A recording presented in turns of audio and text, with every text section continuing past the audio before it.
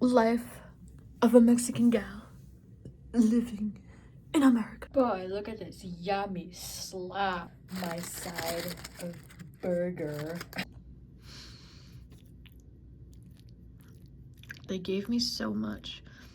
Like, I don't understand why. Maybe because no one really likes it. Here, I use a little bit, like, typical salt, pepper, some parsley flakes because it makes it look pretty.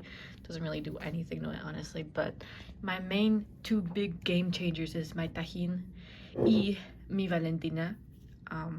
Salsa picante, hot sauce. Those two really help a meal like this from Sandberg Cafe, showing you the American influence. I feel so American right now, y'all. I can feel the eagles caw-cawing in the distance. I got food poisoning from Sandberg. About 30 minutes after eating, I started to feel just awful, chills, headache, nausea, and then got to the point where my body just forced me to vomit everything for a fat minute. I'm lucky that my parents live close enough to campus and they were willing to drop everything and immediately come pick me up because something was definitely wrong. I think the worry was stronger here though, because last time I got food poisoning, quote unquote, it was from an allergic reaction in Mexico. Now that happened about 12, 13 years ago, and I had like a tuna salad thing, and I was literally dying. Like, when I got to the ER in Mexico, they told my mom that if I didn't get there on time, I would have died. A week has passed now since that shit, and I'm a lot better now.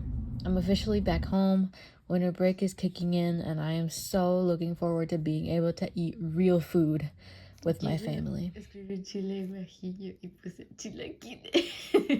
Coquito, say hi to the video. Coquito, say hi to the video. Hey, hey, hey.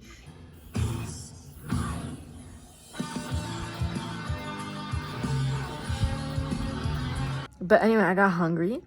So now I will introduce you to the struggle food that I'm always so embarrassed to talk about.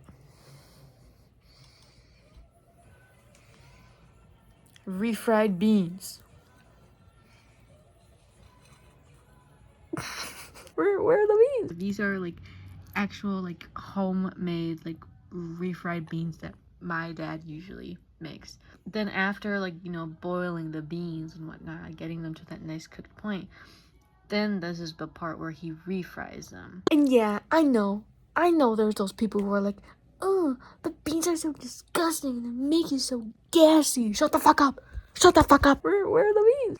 This shit tastes like glory to me. You don't even understand. Beans have always been a staple food in my family. I grew up eating them all the time. Sometimes that's all we had to eat.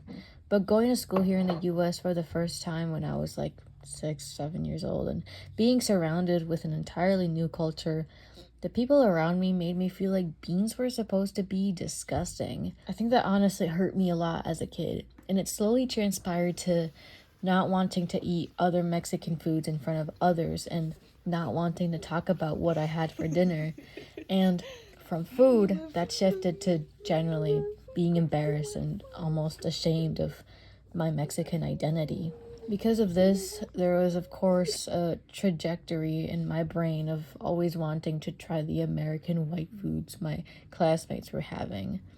But I never did, honestly. And when we did try it, even if we did like it, it never stuck around because we always fell back to our Mexican roots. I've now tried some of these foods on my own or with my friends, and 2 years ago I tried mac and cheese for the first time at a restaurant with my friends, and though it feels like I've been left out of a childhood as others grew up actually consuming the foods I dreamt of, I'm glad I never did. I'm happy my parents have always made a point of keeping the Mexican roots at home, and with that came the food. I think that it really alleviated my journey of growing to love this Mexican identity of mine. And I'm happy to say that I could give two shits if you think eating my father's lovingly made refried beans are disgusting. They are delicious as fuck, and you're missing out.